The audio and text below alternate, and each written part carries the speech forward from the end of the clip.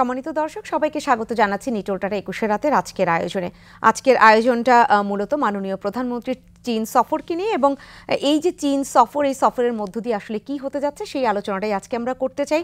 এবং এই জায়গাটাতে সেই চীন যে যৌথ বিবৃতি দেয় তার একটি খসড়া আমরা ইতিমধ্যে জানতে পেরেছি। সেখানে বলা হয়েছে নিবিড় কৌশলগত সহযোগিতামূলক অংশীদারিত্বের প্রস্তাবের কথা।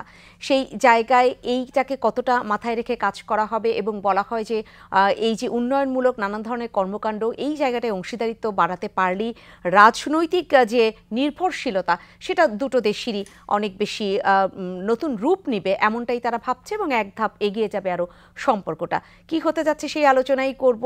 শুরুতেই তো ছোট্ট করে বলবার চেষ্টা করেছি, আমি ফেরদৌসী আহমেদ থাকছি আপনাদের সাথে এই আলোচনায়। আরও যাদেরকে পেয়েছি আপনাদের সাথে আলাপ করিয়ে দিই। আমাদের স্টুডিওতে উপস্থিত হয়েছেন আল মামুন মৃধা, সাধারণ সম্পাদক ও মুখপাত্র, Bangladesh China chamber of commerce and industry, এবং ভার্চুয়ালি আমাদের সাথে যুক্ত হয়েছেন, আমাদেরকে সময় দিয়েছেন এম মান্নান এমপি, সাবেক পরিকল্পনা মন্ত্রী। আপনাদের দুজনকে স্বাগত জানাচ্ছি আজকের এই আয়োজনে। এম মান্নান এমপি, আপনাকে দিয়েই আলোচনাটা আমি শুরুটা করতে চাচ্ছি, অর্থাৎ শুরুতেই আপনাকে শুনতে চাচ্ছি। সেটা হচ্ছে তারা এই যে যৌথ বিবৃতি দিয়েছে, এটাই যদি একটু শুরুতেই পরিষ্কার করেন যে নিবিড় কৌশলগত সহযোগিতামূলক অংশীদারিত্বের প্রস্তাব। ধন্যবাদ আপনাকে এবং ধন্যবাদ জনাব মির্জাকে। এগুলো ডিপ্লোম্যাটিক ল্যাঙ্গুয়েজ, আমরা সাধারণ মানুষ, আমরা যে ভাষা বুঝি এটাকে একটু অনুবাদ করার চেষ্টা করব। নিবিড় কৌশলগত এবং কি বললেন, সহযোগিতামূলক অংশীদারিত্বের প্রস্তাব রাখা হয়েছে। জি, নিবিড় মানে ক্লোজ, ভেরি ক্লোজ, কৌশলগত মানে স্ট্র্যাটেজিক আমরা ইংরেজি ভাষায়, কৌশলগত অবস্থান মানে মোট কথা হলে উভয় রাষ্ট্রই ঘনিষ্ঠ যোগাযোগ রক্ষা করবে, যাতে করে উভয় রাষ্ট্রের যে অবস্থান, নীতিগত অবস্থান, সেটা শক্তিশালী হয় এবং আরো উভয় রাষ্ট্র একসঙ্গে কাজ করতে পারে। সোজা সাপটা বাংলা এটাই মিন করে। জি, সেই জায়গায় জি জি বলুন। এখন এইটা হলো ডিপ্লোম্যাটিক ভাষা, এগুলা যাচ্ছি না। মোট কথা হলো বাংলাদেশের বর্তমান সরকার এবং সরকার প্রধান, এইটা চীন তো আর পরিচয় করে দেওয়ার দরকার নেই। বিশ্বের ২৬ সালের মধ্যে বোধহয় ১ নম্বর অর্থনীতি হবে নিশ্চিতভাবে, বিগেস্ট ইকোনমি হবে। আর একটা হলো জ্ঞান বিজ্ঞানে, প্রযুক্তিতে, যে কোনো বিচারে চীন এখন পৃথিবীর ১-২-৩ জনের মধ্যে আছে। আর এশিয়া মহাদেশে অবশ্যই চীন একটা বিশাল শক্তি। এশিয়া মহাদেশ কেন বললাম, আমাদের অবস্থান এশিয়া, তাদের অবস্থান এশিয়া। তারা আমাদের দীর্ঘদিনের প্রতিবেশী, যদিও কাছাকাছি নয়, একটু দূরে আছে, তবুও এশীয় প্রতিবেশী পূর্ব দিগন্তে। এবং চীনের সঙ্গে আমাদের দীর্ঘদিনের ঐতিহাসিক সম্পর্ক আছে। এখন সম্প্রতিকালে মাননীয় প্রধানমন্ত্রী যেভাবে সারা বিশ্বের চারদিকে ওনার হাত পা ছড়াচ্ছেন, চারদিকে উনি বন্ধু বাড়াচ্ছেন, সহযোগিতা কামনা করছেন, চাচ্ছেন, তার মধ্যে চীন একটা বিশাল অবস্থানে আছে। চীনও হাত বাড়িয়ে দেয়, একতরফা হাত বাড়ালে হবে না। চীনের বর্তমান সরকার, প্রেসিডেন্ট শি জিনপিং, উনি অত্যন্ত গ্লোবালি এগ্রেসিভ, আমি বলবো পজিটিভ সেন্সে, ইতিবাচক অর্থে উনি চারদিকে হাত বাড়িয়েছে। সুতরাং সেখানে চীনের সঙ্গে চীনে হাত বাড়িয়েছে, আমরা পূর্ব দিগন্তে হাত বাড়িয়েছি। এর মানে এটা নয় যে অন্য দিগন্তে আমাদের হাত গুটিয়ে ফেলবো। মানে প্রধানমন্ত্রী চারদিকেই একসঙ্গে ওনার হাত মানে বাড়াবেন। আমাদের নিকটতম প্রতিবেশী ভারত ঐতিহাসিকভাবে, সাংস্কৃতিকভাবে, অর্থনৈতিকভাবে, যে কোনো বিচারে আমাদের ঘনিষ্ঠতম শক্তি, এবং বিশ্ব তার একটা আলাদা পরিচয়। এটা নয় যে আমরা একে বাদ দিয়ে ওকে নিব আর ওকে বাদ দিয়ে একে নিব, নো। আমরা যেহেতু আমাদের কোনো লুকানো স্বার্থ নয়, কৌশলগত কথাটার মধ্যে আমরা নজর দেওয়া দরকার, নিবিড় কথাটা যোগাযোগ দরকার। আমরা অন্য কাউকে ক্ষতি না করে, অন্য কারো বাড়াবাতে পানি না ঢেলে, অন্য কারো পাকা ধানে মই না দিয়ে আমরা আমাদের উভয় বন্ধুত্ব বড় করব। এবং চীনের সঙ্গে বন্ধুত্ব আমাদের প্রধান, আমরা কি চাই চীন থেকে? অর্থনৈতিক সহায়তা চাই, সহযোগিতা চাই, প্রযুক্তিগত সহায়তা চাই। দুই দিকেই আমাদের ঘাটতি আছে, আমাদের টাকার ঘাটতি আছে, প্রযুক্তির ঘাটতি আছে। আমরা আমাদের বন্ধু রাষ্ট্র অনেকের কাছে ঋণ করছি, চীনের কাছে করব। আমি বরঞ্চ ব্যক্তিগত, আমার নিজের মত, অনেক মহাজনের তুলনায় চীন একটা ভালো মহাজন। চীনের হাতে সেই জন্য লুকানো কোনো কিছু আছে বলে মনে করি না। চীন খুবই ট্রান্সপারেন্টভাবে সবার সঙ্গে তার আচরণগত যে কাজগুলো করে, আমি চীনকে ব্যক্তিগতভাবে বিশ্বাস করার পক্ষে। অবশ্যই মাননীয় প্রধানমন্ত্রী তার অবস্থান থেকে এটাকে দেখবেন। আমি অত্যন্ত নাগরিক হিসাবে আনন্দিত যে আমরা চীনের কাছাকাছি যাচ্ছি এবং চীন আমাদের কাছাকাছি আসছে। এতে চীনের লাভ হবে, আমাদের লাভ হবে, অন্য কারো ক্ষতি হবে না, এটা আমি নিশ্চিত। কারণ এখানে কোনো লুকানো কোনো কৌশল নেই, খুবই পরিষ্কার স্বচ্ছ, জি এবং সেটাই আমার মনে হয় এই সফরের মূল উদ্দেশ্য। জি আপনি চমৎকারভাবে বললেন। রয়েছেন আমাদের সাথে, নিঃসন্দেহে আপনার কাছে আবারও ফিরবো, শুনবো আপনার কথা। আল মামুন মৃধা রয়েছেন স্টুডিওতে, আপনার কাছে একটু আসতে চাই।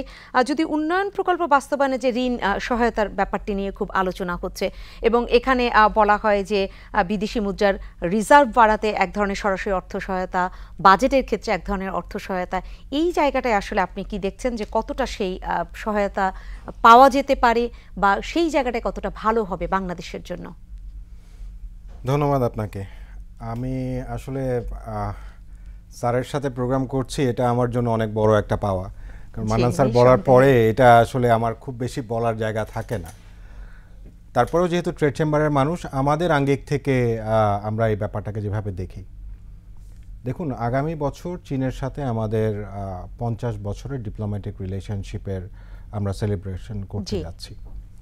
এই 50 বছরেই আপনার বিভিন্ন সময়ে বাংলাদেশ এবং চীনের বন্ধুত্বপূর্ণ সম্পর্ক যাতে দৃঢ় থেকে দৃঢ়তর হয়, আমরা দেখেছি যে উভয় দেশের তরফ থেকেই এই বিভিন্ন ধরনের উদ্যোগ নেওয়া হয়েছে এবং যার পরিপ্রেক্ষিতেই আপনার আজকে চীন আমাদের অন্যতম ট্রেড পার্টনার, ডেভেলপমেন্ট পার্টনার, এবং সারা পৃথিবীব্যাপী চীনের যে ব্যাপ্তি বাড়ছে তার সাথে সাথে কিছু অংশ বাংলাদেশও তার দাবি করতে পারে অ্যাজ পার্টনার। আমরা দেখেছি যে চীনের যে উদ্যোগ BRI, belt and road initiative, এই অঞ্চলে বাংলাদেশ কিন্তু তার সর্বপ্রথম সিগনেটারি হয়েছিল এবং সেটার বেনিফিটগুলো কিন্তু অনেকটাই বাংলাদেশ তার ঘরে তুলে নিয়ে আসতে পেরেছে। আমরা উদাহরণস্বরূপ বলতে পারি যে আপনার পদ্মা সেতু, আমাদের যে টানেল এবং মাইল ফলক, অনেকগুলো প্রজেক্ট কিন্তু বিআরআইয়ের আন্ডারে বাংলাদেশে হয়েছে বিভিন্ন সেক্টরে। সেটা আমাদের সরকারের প্রথম টার্মে যদি আমরা চিন্তা করি বিদ্যুতের কথা, তারপরের টার্মে যদি আমরা চিন্তা করি অবকাঠামোর কথা, তারপরের টার্মে যদি আমরা চিন্তা করি যে মানুষের জীবন মান উন্নয়নের জন্য এবং ডিজিটালাইজেশনের জন্য যা যা দরকার তার কথা, এবং সর্বক্ষেত্রেই কিন্তু চীন তার বড় বড় প্রজেক্টগুলো নিয়ে বাংলাদেশে এগিয়ে আসছে। তো আমরা চাই যে এই সম্পর্কটা আরও নিবিড় হোক সামনের দিকে। কারণ প্রধানমন্ত্রীর গতবারের সফর আর এবারের সফরের মধ্যে পার্থক্যটা হচ্ছে যে এর মধ্যে কোভিডের মতো একটা অতিমারি সারা পৃথিবীকে এফেক্ট করেছে ইকোনমিক্যালি।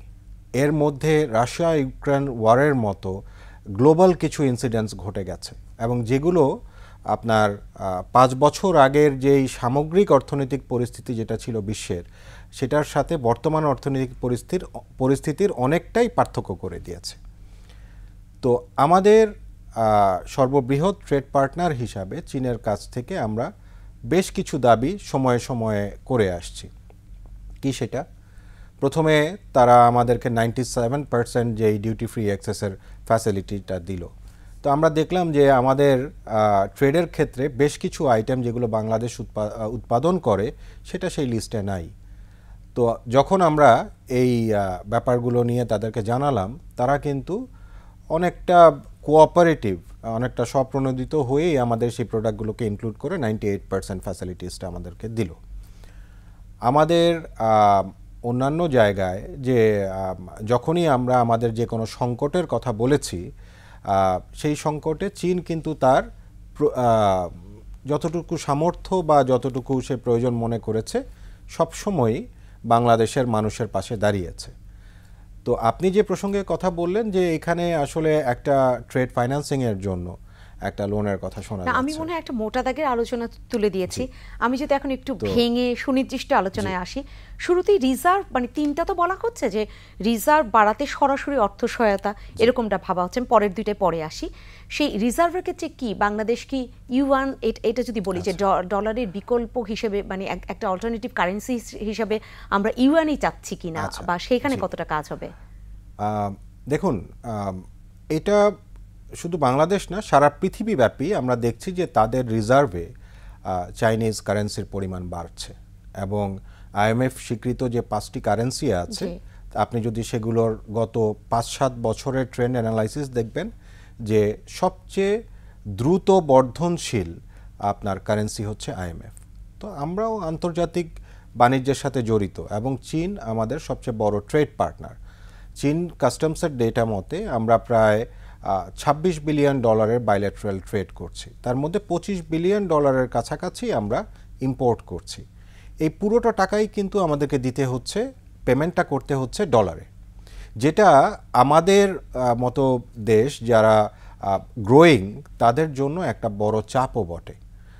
তো এইটাকে যদি আমরা একটু ডাইভার্সিফাই করতে পারি, আপনার ইউয়ানে করতে পারি বা আংশিক ইউয়ানে আংশিক ডলারে করতে পারি, তাহলে আমাদের যে ডলারের উপর চাপটা আছে বর্তমানে সংকটটা কেটে যাবে, সেটা অনেকটাই লঘু হয়ে আসে। এবং এই সমস্যাটা যে শুধু বাংলাদেশের তা না, আমরা দেখতে পাচ্ছি যে গত 2-3 বছর যখন আমেরিকা তাদের মুদ্রানীতিতে কিছু পরিবর্তন আনলো এবং ইন্টারেস্ট রেট রেইজ করলো, তখন ম্যাক্সিমাম দেশই কিন্তু এই সংকটের মধ্যে দিয়ে যাচ্ছে, এবং তারা তাদের নিজেদেরকে সেফগার্ড করার জন্যই অনেক দেশই এখন অনেক বড় বড় ডিলগুলো আপনার এই চীনের সাথে যেগুলো হচ্ছে সেগুলো তারা ইউয়ানে করছে। তো তার ধারাবাহিকতায় আমরাও আমাদের তরফ থেকে এই সাহায্যটা চেয়েছি যে আমরা যদি এটা করতে পারি। এবং আসলে আমি সবসময় একটা কথা বলি যে you don't put all your eggs in a single basket.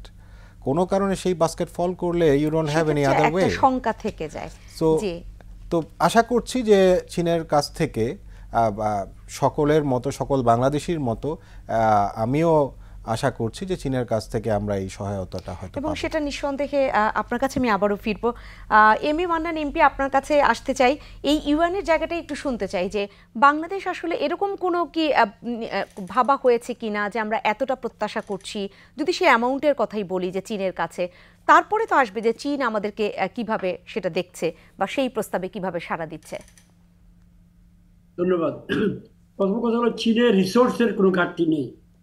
আমরা শুধু নই, বিশাল আফ্রিকাতে প্রায় আফ্রিকার অর্থনীতির বেশিরভাগ এখন চীন ঋণ, চীনের technology support, budget support, Zambia ইত্যাদি অনেক দেশের আমি উদাহরণ আমার চোখের সামনে, তানজানিয়া ভীষণ পরিমাণ, শ্রীলঙ্কা আমাদের ঘরের কাছে ছিল। এখানে একটা কথা বলা উচিত, একটা ধারণা অনেকের মনে যে চীনের সঙ্গে গেলে বোধহয় ডুবে যাবে, শ্রীলঙ্কার উদাহরণ দেওয়া, it is not correct, proper তথ্য দেওয়া হয় না। বরঞ্চ একমাত্র ঋণদাতা দেশ যে রাইট অফ করে যখন সমস্যা পড়ে যাই, ঋণগুলোকে রাইট অফ করেছে। বিশেষ করে জাম্বিয়ার ক্ষেত্রে আপনাকে বলতে পারি কয়েক বিলিয়ন ডলারের পেমেন্ট বাকি ছিল, তারা রাইট অফ করেছে, আমার চোখের সামনে আমি এটা শুনেছি। চীনের সঙ্গে যেটা মজার আমাদের খেয়াল রাখা উচিত, চীন হলো গ্লোবাল পাওয়ার, বৃহৎ 2-3টার মধ্যে চীন একটা এই মুহূর্তে, আর আমরা তো বৃহৎ 20-এর মধ্যে হয়তো নেই। সেই সেন্সে আমি বলছি, আমরা যদি মনে করি যে চীন আমাদের সঙ্গে বন্ধুত্ব করবে par with another super power, it is wrong. আমাদের বুঝতে হবে চীনের আচরণ টুয়ার্ড মার্কিন যুক্তরাষ্ট্র এবং চীনের আচরণ টুয়ার্ড আস ডিফারেন্ট হবে।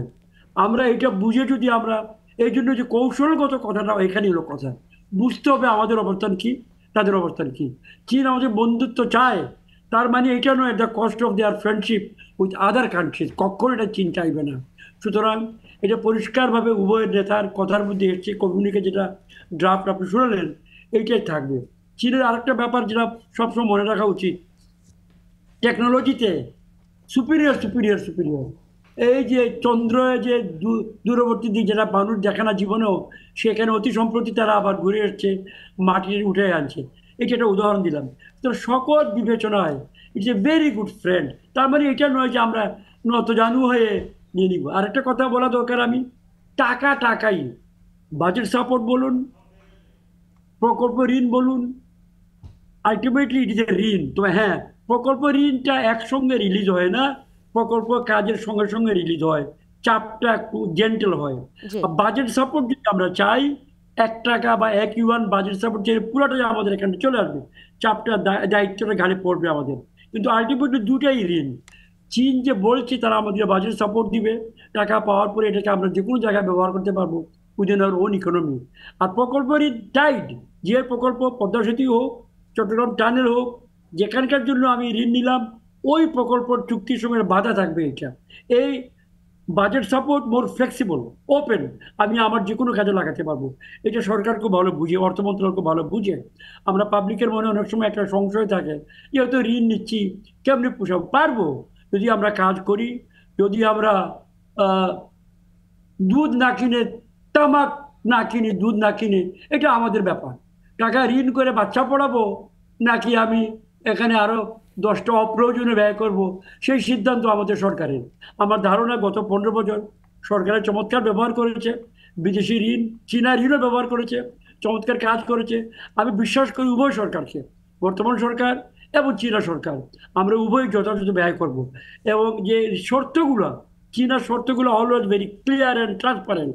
এবং আমি যেটা সবচেয়ে ভালো লেগেছে, যেমন শ্রীলঙ্কার ক্ষেত্রে বলছি, অথবা জাম্বিয়া, তারা গলা টিপে ধরে নাই, তারা সুযোগ করে দিয়েছে, নেগোশিয়েট করে কিছু রাইট অফ করেছে, অন্যগুলোকে তারা দীর্ঘ সময়ের জন্য সময় বাড়িয়ে দিয়েছে। সুতরাং আই ফিল ভেরি কমফোর্টেবল, কোনো কারণ নেই চীনকে বিশ্বাস করার। আর আমি তো বললাম, চীনের তালিকায় আমরা 1 নম্বর নই, আমাদের তালিকায় হয়তো চীন 1 নম্বর হতে পারে, 2 নম্বর হতে পারে, এটা ভিন্ন কথা। চীনের তালিকায় আমরা চীন, মার্কিন যুক্তরাষ্ট্র, ভারত, জাপান, এই সকল রাষ্ট্রের সঙ্গে তার দ্বিপাক্ষিক সম্পর্কের বিনিময়ে আমাদের সঙ্গে সম্পর্ক করবে না, কখনোই করবে না। তাদের জন্য ওইটা ভেরি ইম্পর্টেন্ট। আমরা আমাদের অবস্থান বুঝে তাদের সঙ্গে নেগোশিয়েট করতে হবে, এবং তারাও আমাদের দৌড় কতদিন তারা বুঝবে, এবং সেখানে আমাদেরকে সম্মানজনক আচরণ করবে, সম্মানজনকভাবে তারা আমাদের এখানে এগিয়ে আসবে, এটি আমরা আশা করি। আমাদের মাননীয় প্রধানমন্ত্রী এইটা খুব ভালো এখন বুঝেন, তিনি দীর্ঘদিন যাবত কাজে আছেন, অত্যন্ত অভিজ্ঞ, এবং চীনাদের সঙ্গে তার ব্যক্তিগত প্রেসিডেন্ট শি জিনপিংয়ের একটা পারস্পরিক সম্মানবোধ এবং সম্মানবোধ এবং পরিচয় আছে। আমি কোনো ব্যক্তিগতভাবে কোনো ভয় পাই না। কোনো কোনো মহলে নানা ধরনের কথাবার্তা নেতিবাচক বলা হয়, G I am not at all worried about it. আমরা ম্যানেজ করতে পারবো, এবং চীন অবশ্যই উদার থাকবে, বন্ধুত্বপূর্ণ থাকবে, যদি না আমরা পা বাড়িয়ে কোনো অন্যায় আচরণ করি। জি সেক্ষেত্রে আপনি চমৎকারভাবে দুটো বিষয় একদম স্পষ্ট করে দিলেন আমাদের সাধারণ দর্শকদের জন্য। একটি হচ্ছে যে চীনের কোনো কিছু হিডেন থাকে না, যেটা বললেন খুবই স্পষ্ট। আর আরেকটা হচ্ছে যে চীনা ঋণ নিতে গেলে এক ধরনের শ্রীলঙ্কার মতো ভরাডুবি হতে পারে, এই যে মানুষের জনমনে যে একটা শঙ্কা, সেই জায়গাটা আপনি স্পষ্ট করলেন। আপনার কাছে আমি আবারও আসব।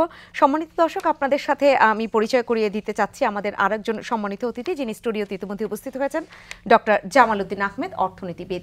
এবং আপনারা যারা এতক্ষণ ধরে আলোচনায় আছেন তাদেরকে আবারও বলছি, আজকের যে আলোচনা, যারা মাত্র টিভি সেটের সামনে বসেছেন তাদের উদ্দেশ্যেও বলে রাখছি, মাননীয় প্রধানমন্ত্রী চীন সফর নিয়ে আমরা কথা বলছি। এই চীন সফরে বেইজিং এবং ঢাকার যে সম্পর্ক, সেটা আরও এক ধাপ এগিয়ে যেতে পারে, এমনটাই প্রত্যাশা করা হচ্ছে।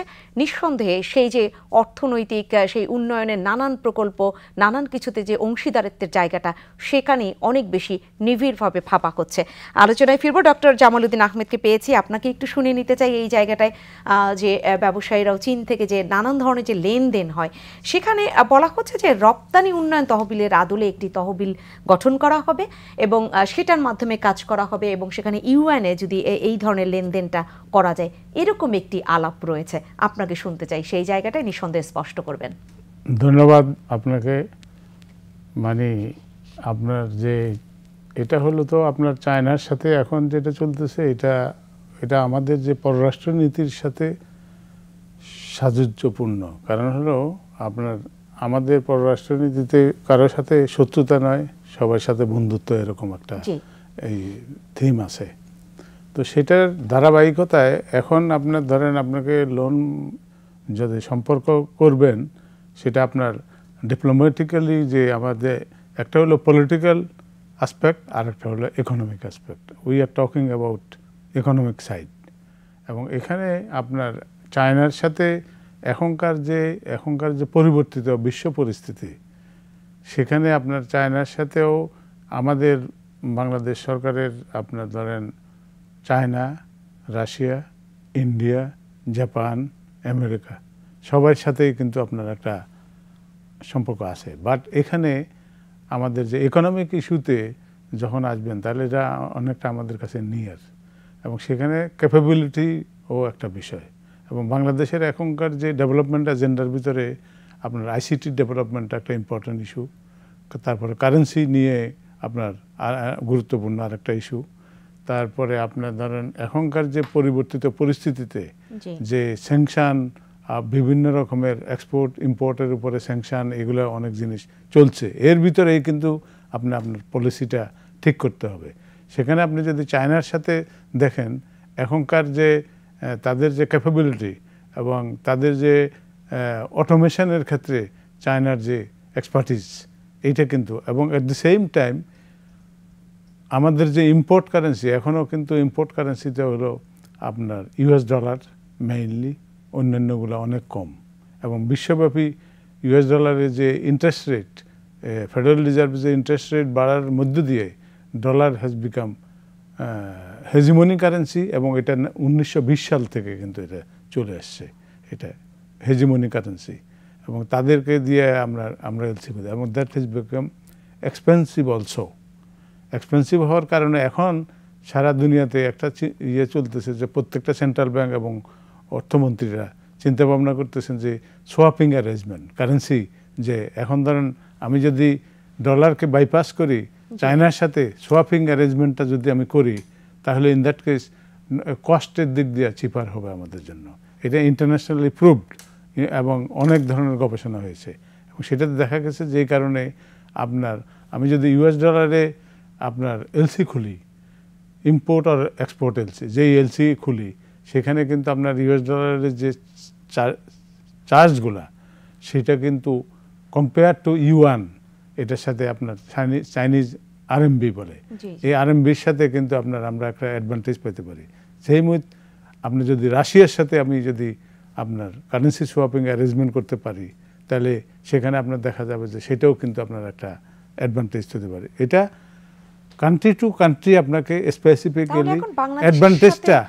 চীনে আমদানি রপ্তানিতে সেই জায়গাটায় কি আমরা এখন ইউএনএ পরিশোধ করব, ব্যাপারটা কি এরকম? এই ধরনের আলাপ আলোচনা চলতেছে, এবং এটা কিন্তু অলরেডি বাংলাদেশ তো ইন্ডিয়ার সাথে এটা সোয়াপিং অ্যারেঞ্জমেন্টে একটা গেছে, সেখানেও কিন্তু বাইপাসিং দি ইউএস ডলার, আমি এখন ইন্ডিয়ান কারেন্সিতে আপনার এলসিটা ট্রানজাকশনটা হচ্ছে, সেক্ষেত্রে আমাদের কস্টের দিক দিয়ে চিপার।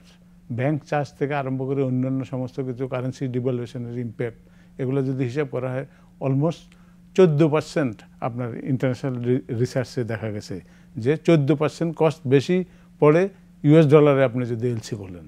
তাহলে এখন আপনার ধরেন আপনি যদি চাইনিজ আরএমবিতে অ্যারেঞ্জমেন্ট আমরা যেতে পারি চায়নার সাথে, এটা একটা প্রায়োরিটি এজেন্ডা হওয়া উচিত, যেহেতু আমরা চায়নার থেকে ইম্পোর্ট আমাদের অনেক বেশি। ইউএনের থেকে ওখানে ডলারের কথা আপনি বললেন, ডলারকে বাইপাস করে আমরা 14% বেশি পড়ছে। ইয়েস, ইউএস ডলারে কস্ট বেশি, এবং সেই ক্ষেত্রে এটা যে কারণে চাইনিজরা ধরেন আপনার এই যে সাউথ আমেরিকার দেশগুলা, অন্যান্য দেশে অনেকে কিন্তু চায়নার সাথে এখন লেনদেন বাইপাসিং দি, এটা তাদের টেকনিক, ইকোনমিক ম্যানেজমেন্টের একটা পার্ট। সবাই আসলে বিকল্প ভাবনাটা ভাবছে, বিশেষ করে এবং হয়তো এটা এই ইয়েতে এজেন্ডাও নাকি আছে, শোনা যাইতেছে পত্রপত্রিকার নিউজে আমরা। এই আলাপগুলো নিয়ে আমি ফিরবো, কিন্তু তার আগে একটা বিরতি নিতে হচ্ছে। আপনারা রয়েছেন আমার সাথে।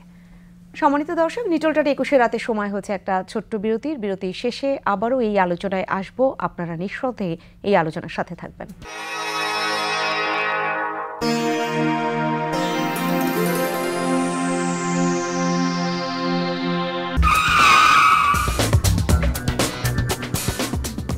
আবারও ফিরলাম নিটোলটাটা 21 রাতের আজকের আয়োজনে। কথা হচ্ছে মাননীয় প্রধানমন্ত্রীর চীন সফর নিয়ে। চীন সফরে কি হতে পারে, কোন কোন বিষয়গুলো অনেক বেশি গুরুত্ব পেতে পারে বা গুরুত্ব পাওয়া দরকার, সেই আলোচনাগুলোই হচ্ছে। সম্পর্কের জায়গাটা নিয়ে তো কথা হচ্ছে। আমি এই পর্যায়ে একটু আলমামুন মৃধা আপনার কাছে আসতে চাই ওই জায়গাটায়। এতক্ষণ তো ডক্টর জামালউদ্দিন আহমেদ বলছিলেন, আমি একটু শুনে নিতে চাই যে সুইফটের বিকল্প হিসাবে এই যে দুই দেশের সেন্ট্রাল ব্যাংক ইতিমধ্যেই ভাবতে শুরু করছে যে সিআইপিএস সেখানে যুক্ত হয়ে কাজ করবার কথা যে ভাবা হচ্ছে, এই গুরুত্বটা আসলে কতটা আরো পাওয়া দরকার? এটা খুবই গুরুত্বপূর্ণ জিনিস। দেখুন, সুইফটটা যখন তৈরি হয় সেখানে সকল দেশের সমপর্যায়ের কন্ট্রিবিউশন থাকবে এই চিন্তা ভাবনাটা করেই একটা সিস্টেম ডেভেলপ করা হয়। এখানে হঠাৎ করে কারো ইচ্ছা মতো ওয়ান ফাইন মর্নিং কেউ আমার নীতির সাথে যায়নি দেখে আইল kick them out of Swift, এটা হওয়া উচিত না। আমরা রাশিয়ার ক্ষেত্রে, ইরানের ক্ষেত্রে, কিউবার ক্ষেত্রে এবং উত্তর কোরিয়ার ক্ষেত্রে যে যে ব্যাপারগুলো দেখেছি সেগুলো নিয়ে তাদের ভাষ্যগুলো আসলে কখনো আমরা মেইন স্ট্রিম মিডিয়াতে শুনি না। তো একটা সব কিছুরই একটা বিকল্প থাকা উচিত।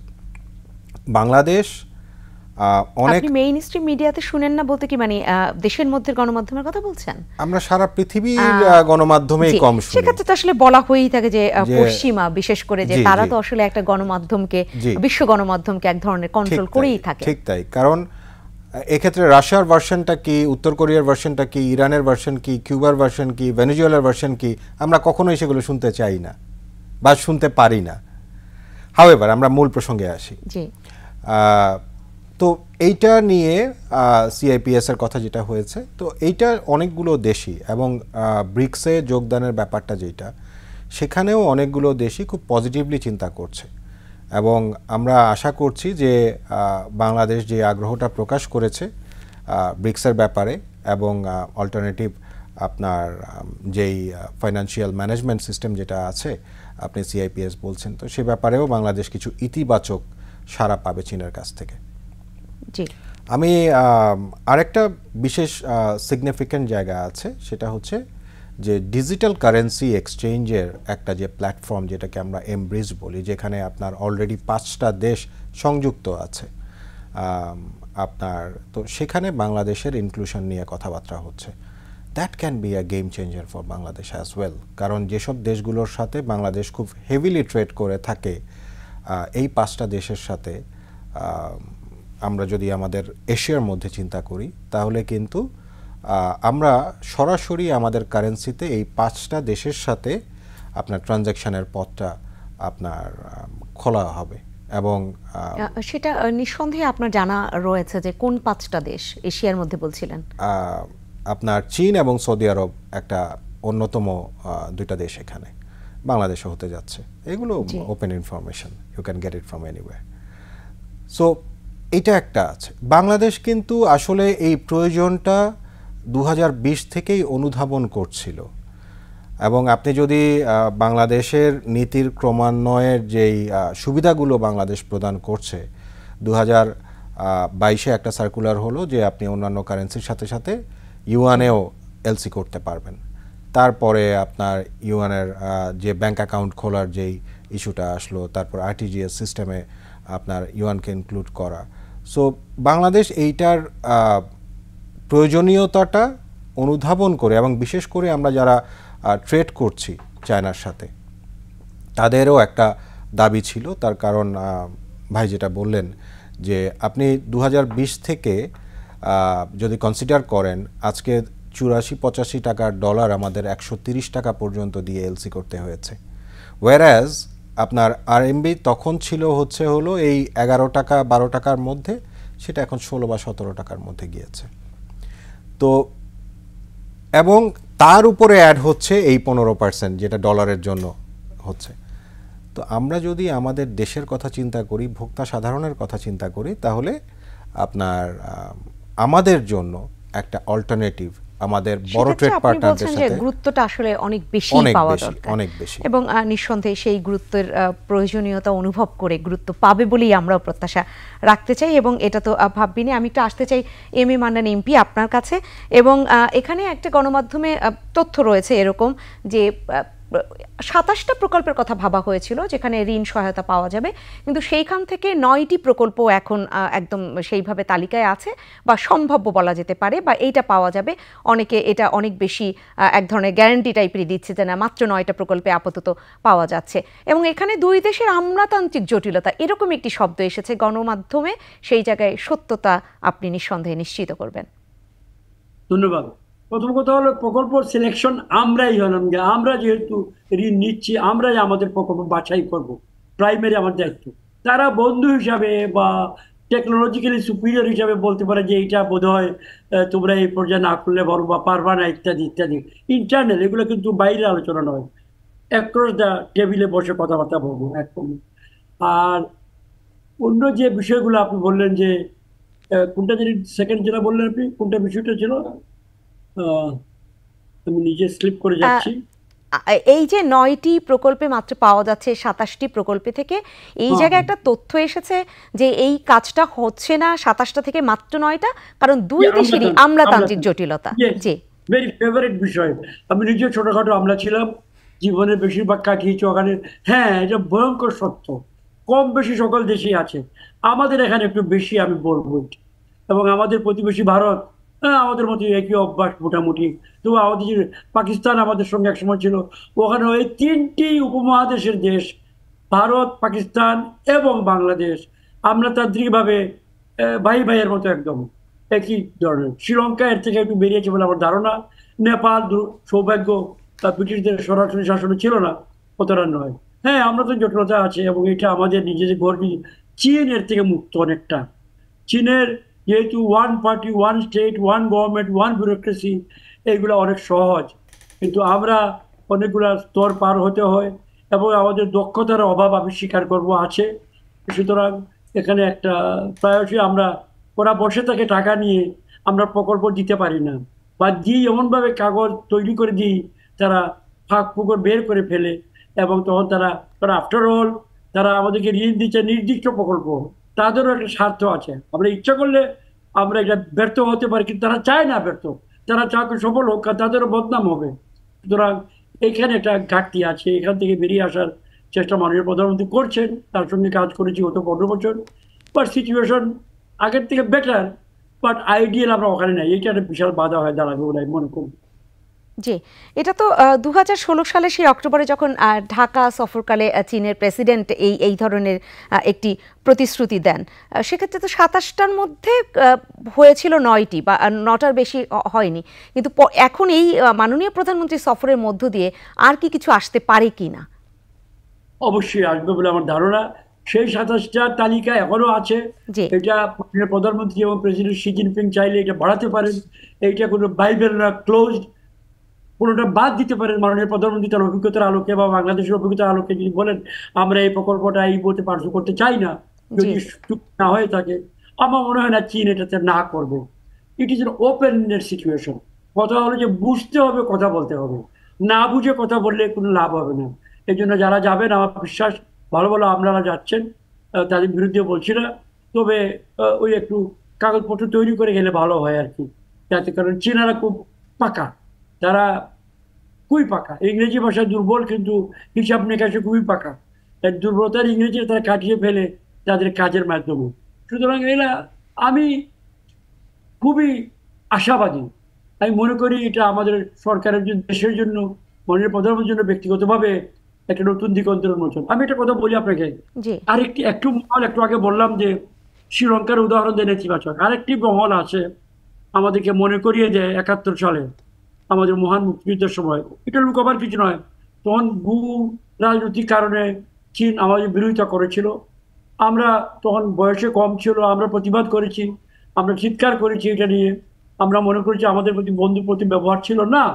কিন্তু এইটা বিহাইন্ড আস নাও। এটা উদাহরণ দেই, স্থায়ী শত্রুতা নিয়ে বসে থাকা ঠিক নয়। ভিয়েতনামকে মার্কিনিরা একদম বোমা মেরে ফ্ল্যাট করে ফেলছিল।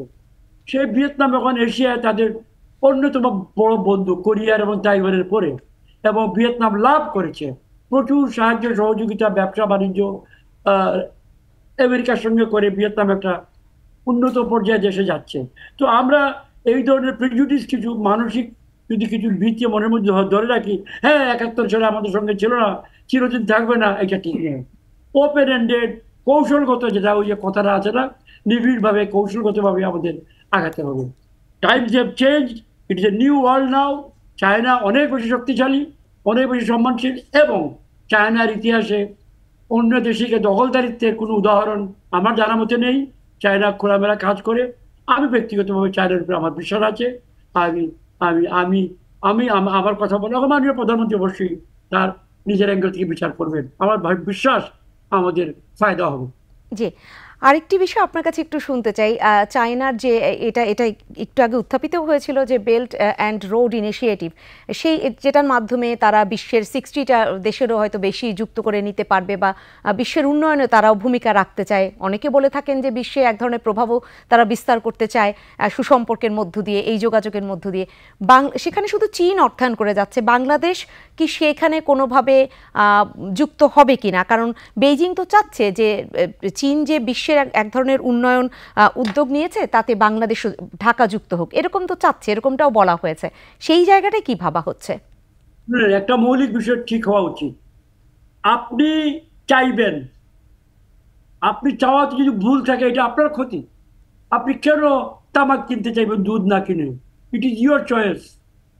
আমাদের গ্রামীণ একটা কথা বললাম, আবার যদি আমরা, সে বন্ধু হিসেবে সে ঋণ দিবে, টাকা সুদে আসলে অবশ্যই ফিরিয়ে নিবে। সে দুই একবার বলতে পারে যে ভাই কেন এটা নিচ্ছ বা তোমরা এখনো উপযুক্ত নও, সে তো আর ধমক দিয়ে বলবে না। এইটা আমাদের ডিপ্লোম্যাসির ব্যাপার। মাননীয় প্রধানমন্ত্রী এই সম্বন্ধে নিশ্চয়ই অবগত আছেন, করবেন।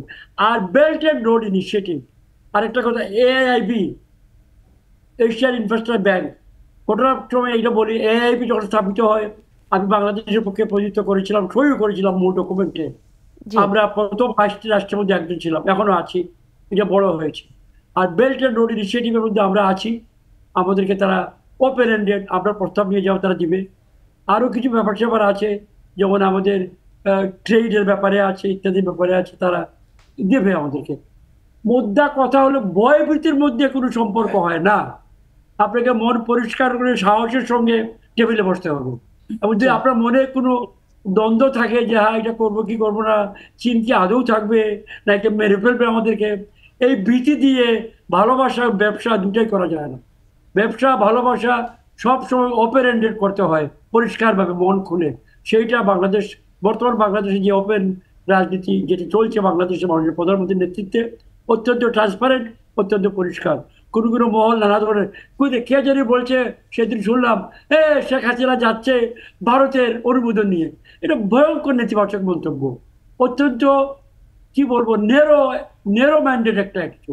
শেখ হাসিনা চীনে যাবে, ভারতের পারমিশন নিয়ে কেন যাবে? প্রশ্ন উঠে না। আমরা কেন ভুটানের পারমিশন নিয়ে যাবে না? ছোট রাষ্ট্রপতি বন্ধু রাষ্ট্র, নেতিবাচকভাবে বলছে না। হ্যাঁ, ভারত জানবে যে আমরা যাচ্ছি, এটা লুকাবার কোনো বিষয় আছে? ভারত জানবে, ভুটান জানবে, নেপাল জানবে, মার্কিন যুক্তরাষ্ট্র আরো আগেই খবর রাখে, আমরা না জানলেও জানি।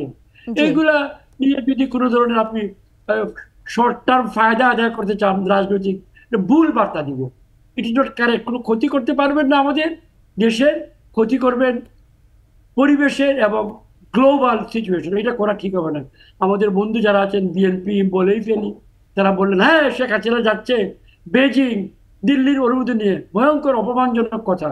কোনো দায়িত্বশীল আমাদের দেশের রাজনীতিক এটা বলবে না। দুদিন পরে তারা পড়তে পারেন, ক্ষমতা কি তাদের জন্য চিরদিন বন্ধ আছে? তারা ভোটে আসলে ক্ষমতা পাইতেও পারেন, তারা ভোটে আসেন না, ক্ষমতা পান না, কিন্তু এই ধরনের মন্তব্য করেন যে শেখ হাসিনা পারমিশন নিয়ে গেছে, এইটা গ্রহণযোগ্য নয়। আমি এটা প্রতিবাদ করি এবং আমাদের দেশের মানুষ এগুলো বুঝে এগুলা গ্রহণ করা ঠিক নয়। চীন বন্ধু, আমাদের বন্ধু, গ্লোবাল পাওয়ার। চীনের দেওয়ার মতো অনেক কিছু আছে, আমাদের নেওয়ার দরকার আছে। আমি খোলা মনে বন্ধু প্রতিমভাবে এগুলো গ্রহণ করব। আমি ভয় পাই না চীনকে, ভয় পাই না মার্কিনদেরকে, ভয় পাই না ভারতদেরকে। আমরা খোলা মনের সবার সঙ্গে, আমাদের প্রধানমন্ত্রী এই স্কিলটা, কৌশলটা অর্জন করেছেন অভিজ্ঞতার আলোকে, তিনি এটা পারবেন বলে বিশ্বাস আছে। জি, এবং সেই জায়গাটা ডক্টর জামাল উদ্দিন আহমেদ আপনার কাছে একটু আসতেই চাই। এই বলা হয় যে এই যে উন্নয়ন, অংশীদারিত্ব, অর্থনৈতিক এই জায়গাটা তো কাজ হচ্ছে, কিন্তু এর পেছনেই আস্তে আস্তে করে রাজনৈতিক সম্পর্কের একটা গভীর জায়গায়ও যেতে পারবে বা নির্ভরশীলতা তৈরি হবে, এমনটা দুই দেশই পক্ষ থেকে বলা হচ্ছে যে উন্নয়ন অংশীদারিত্বের মাধ্যমে পারস্পরিক রাজনৈতিক নির্ভরশীলতা নতুন একটা রূপ নিবে। এইভাবে এসেছে বিবৃতিতে, যৌথ বিবৃতি যেটা খসড়া এসেছে সেখানে। সত্যিকার অর্থে সেটাকে কিভাবে দেখছেন? এই নির্ভরশীলতা কিভাবে বাড়তে পারে? দেখুন, বাংলাদেশের যে ভৌগোলিক অবস্থান, জি, এটা অনেকটা কনফুসিয়াস সোসাইটির মধ্যে পড়ে। চায়না কনফুসিয়াস সোসাইটির ভিতরে এশিয়ার মধ্যে দেশগুলোর মধ্যে চায়না, তাইওয়ান, হংকং, কোরিয়া, তারপরে আপনার অন্যান্য আরও অনেকগুলো দেশ আছে, ইভেন ইন্ডিয়া, পাকিস্তানও এটার মধ্যে পড়ে। এর মধ্যে এই সোসাইটিতে কিন্তু বিদেশি ইউরোপিয়ান মডেলের সব কিছু কিন্তু ইউ ক্যানট রেপ্লিকেট করতে পারবেন না। ডেমোক্রেসি বলেন, কর্পোরেট গভর্নেন্স বলেন, বিজনেস ম্যানেজমেন্ট বলেন, সবগুলো কিন্তু একটু ডিফারেন্ট থাকবে কালচারাল অ্যাসপেক্ট থেকে।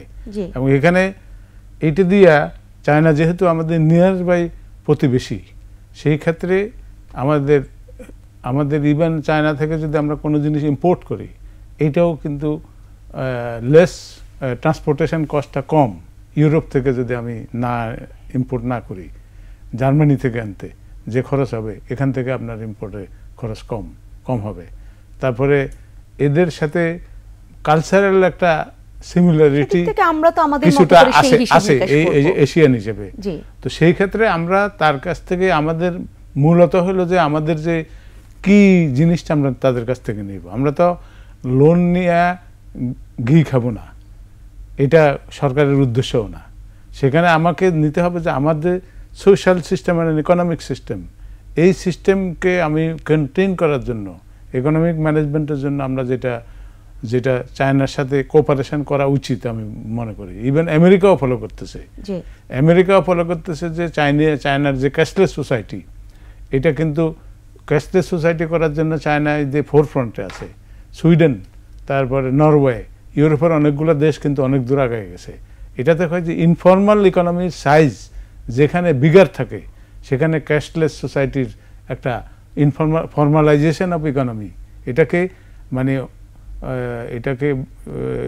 ফর্মাল ওয়েতে আনার জন্য ডিজিটাল টেকনোলজিটা ইউজফুল। এবং চায়না এখানে কিন্তু আমেরিকার থেকে অনেক দিক দিয়ে আগে গেছে। সেই ক্ষেত্রে আমরা তাদের কাছ থেকে সেন্ট্রাল ব্যাংকের যে ডিজিটাল কারেন্সি, এটার উপরে কিন্তু বিশ্বব্যাপী এখন এটা চলতেছে। ইভেন ইন ইন্ডিয়া গত এপ্রিল মাস থেকে তারা কিন্তু তাদের পাইলট স্টাডি শুরু করছে। এটা কেন করছে? ওই যে ভাই যেটা বললেন যে 5টা দেশের সাথে আপনার কারেন্সি নিয়ে সোয়াপিং যে অ্যারেঞ্জমেন্টটা, এটা কিন্তু সেন্ট্রাল ব্যাংকের যখন ডিজিটাল কারেন্সিটা হবে, তখন কিন্তু আপনি ওই লেনদেনটা আপনি ইজিলি করতে পারবেন চিপার ওয়েতে। অর্থনৈতিক আলোচনাটাই আমরা করে থাকি এবং সেটাই চীনের সাথে আমাদের দেশে সেই আলোচনাটাই করতে বসলেও সবার আগেই উঠে আসে। কিন্তু তারপরও এখন যেহেতু একদম শেষের দিকে ছোট্ট করে রাজনীতির জায়গাটা একটু আলোচনাটা করতেই চাচ্ছি, সেখানে পশ্চিমা বিশ্বের এই আলাপটি না করলেই নয় যে পশ্চিমা বিশ্ব একদম তাকিয়ে আছে। আমাদের মাননীয় প্রধানমন্ত্রী বেইজিং সফরে যাচ্ছেন, কি হতে যাচ্ছে, তাদের বিভিন্ন কূটনীতিকরা, এটাও গণমাধ্যমে এসেছে, এরকম তথ্য রয়েছে, বিশেষজ্ঞদের সাথে ইতিমধ্যেই আলাপ করেছেন যে কি ধরনের সমঝোতা স্মারক সই হতে পারে, চুক্তি হতে পারে। তারা এক ধরনের ভাবনা চিন্তায় রয়েছে। সেই জায়গাটা ছোট্ট করে আপনারা শুনতে চাই। ওরা এখন ভীত কেন? সেটা হলো বাংলাদেশ সে লোকেশনটা স্ট্র্যাটেজিক্যালি ইন্টারন্যাশনালি আপনার এটা এখন ইম্পর্টেন্ট হয়ে দাঁড়াইছে। সেটা হলো যে আপনার এখানে যদি আপনার সাগরের পাড়ের পৃথিবীতে যত দেশ আছে সবাই ধনী হয়ে গেছে, কিন্তু 5টা দেশ হতে পারে নাই। একটা হলো বাংলাদেশ, 2 হলো পাকিস্তান, 3 নম্বর হলো সোমালিয়া, 4 নম্বর হলো উত্তর ইয়েমেন, 5 নম্বর হলো আপনার দক্ষিণ ইয়েমেন। এরা আনফর্চুনেটলি সবগুলো কিন্তু মুসলিম দেশ। এখানে আপনার যে আমাদের এখন মাতার বাড়ি ভিত্তিক যে ডেভেলপমেন্ট প্রোগ্রামটা চলছে, এবং এখানে জাপানিজ সাপোর্টে কোল পাওয়ার জেনারেশন একটা, তারপর আপনার ডিপসি পোর্ট, আর একটা ডিপসি পোর্টও হওয়ারও সম্ভাবনা আছে। এবং এটা যদি হয় হংকং থেকে বা সিঙ্গাপুর থেকে, সিঙ্গাপুরের গুরুত্ব কমে যাবে ইউরোপের, তখন কিন্তু আপনার Bangladesh will be the focal point in shipping industry. সেখানে আমাদের জাহাজ শিল্পের একটা সম্ভাবনা আছে আরও এক্সপান্ড করার। এবং সেই ক্ষেত্রে আপনার এই যে ইউরোপ থেকে যে জাহাজটা আসতেছে 42 দিন লাগে, সেটা কিন্তু আপনার ওখানে নাকি 17 দিন কমবে। 17 দিনের যে এক্সপেন্স, সেই কমার পরে ট্রানজাকশান কস্ট কমতেছে, বিজনেস সিপার ওয়েতে আমি জিনিসটা আনতেছি। তাহলে আমরা যদি চায়না ও এইটাকে গুরুত্ব দিচ্ছে, যেই কারণে বাংলাদেশের কিন্তু একসময় যদিও বাংলাদেশের সাথে ডিফারেন্স ছিল, এখন কিন্তু অনেকটা তারাও আগাইছে এবং আমাদের বাংলাদেশ থেকেও আগাইতে হবে। আপনি যদি ওইভাবে না যান, এবং তাদের যে চেঞ্জ, আমেরিকার বন্ড মার্কেটে 75% চাইনিজরা কেনা আছে। তার মানে কি চায়না ইকোনমিক পাওয়ার হিসাবে আবির্ভূত হচ্ছে। নিঃসন্দেহে তো সেই ক্ষেত্রে আমরা তো ভেরি স্মল কান্ট্রি, আলোচনা রয়ে গেল এবং আপনাদের বলবার আসলে অনেক অনেক রয়েছে, যে আলাপগুলো করতে পারলে, আপনারা বলতে পারলে আমরাই শুনে উপকৃত হতাম, কিন্তু সময় আমার হাতে নেই। আল মামুন মৃধা, আপনাকেও ছোট্ট করে এই জায়গাটা শুনতে চাই। বিভিন্ন মানে বন্দরের কথা তো হলো, সমুদ্র বন্দরগুলো, যদি পায়রা সমুদ্র বন্দরের কথা বলি, এরকম আরও যেগুলো, সেগুলো আসলে কতটা গুরুত্বপূর্ণ হয়ে উঠতে পারে? প্রতিটা বন্দরের একটা স্ট্র্যাটেজিক ইম্পর্টেন্স আছে।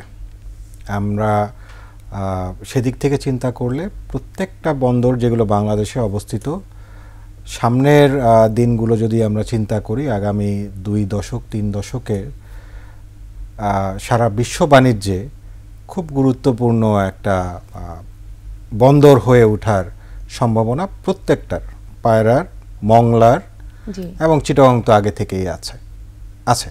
তার মানে সেই গুরুত্বটা আমরা বাড়াতে পারবো।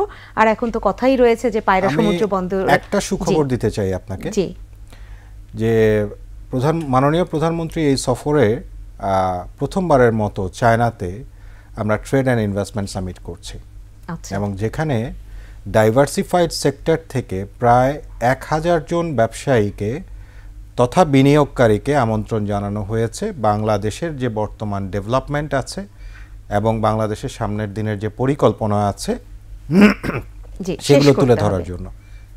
এবং আশা করছি সামনের দিনে চীনা বিনিয়োগের ক্ষেত্রে এই অনুষ্ঠানটি একটা অনেক বড় ভূমিকা রাখবে।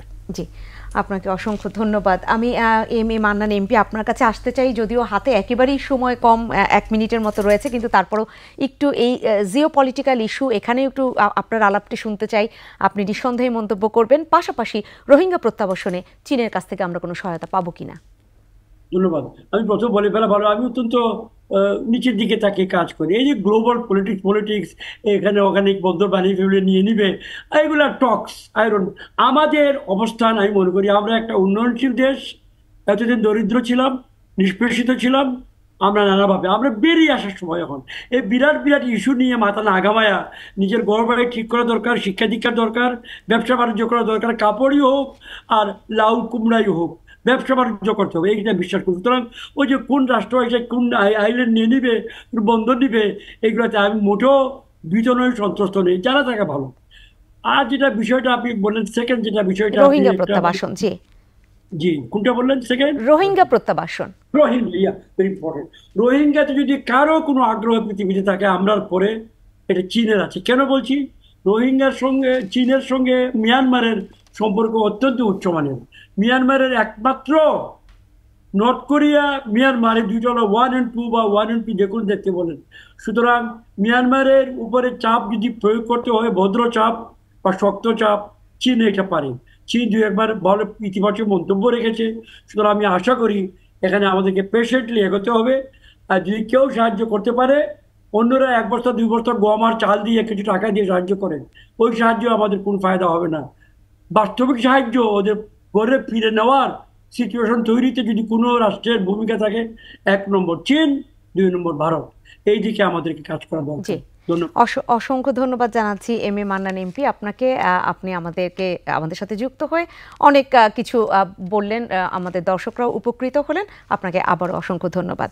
সেই সাথে ডক্টর জামাল উদ্দিন আহমেদ, আপনাকে অসংখ্য ধন্যবাদ। মামুনুল মৃধা, আপনাকে অসংখ্য ধন্যবাদ জানাচ্ছি। সম্মানিত দর্শক, আপনাদেরকে অসংখ্য ধন্যবাদ। আজকে আলোচনায় ছিলেন এবং আজকে আমরা যে আলোচনাটা করলাম মাননীয় প্রধানমন্ত্রীর চীন সফরকে কেন্দ্র করে, এবং এই সফরের মধ্য দিয়ে আমরা নিশ্চিত হতে পারবো সমঝোতা স্মারক কটা সই হলো, সেই সংখ্যাটা হয়তো আমরা জেনে যেতে পারবো, বা কোনো চুক্তি হলো কিনা সেগুলো আমরা জানতে পারবো, গণমাধ্যমে সেই তথ্য উঠে আসবে। কিন্তু আমরা যেটা প্রত্যাশা রাখতে চাই যে সব পৃথিবীতে তো আসলে এই যে অর্থনৈতিক অংশীদারিত্ব, যেই শিরোনাম নিয়ে আজকে আমরা আলোচনাটা করলাম, অর্থনীতির পেছনে তো রাজনীতিও থাকে, এবং সেই জায়গায় একদম জিও পলিটিক্যাল ইস্যুতে ভারসাম্যপূর্ণ আচরণ করেই চলতে হয়। বাংলাদেশের পররাষ্ট্রনীতি তো বলেই থাকে যে কারোর সাথে বৈরিতা নয়, সবার সাথে বন্ধুত্ব। বাংলাদেশ সেভাবেই কাজ করছে, সেভাবেই এগিয়ে যাচ্ছে, এবং সেই জায়গাটা থেকেই হয়তো বাংলাদেশ সামনের দিনে আরও ভালো করবে। আপনারাও সবাই ভালো থাকবেন। শুভরাত্রি।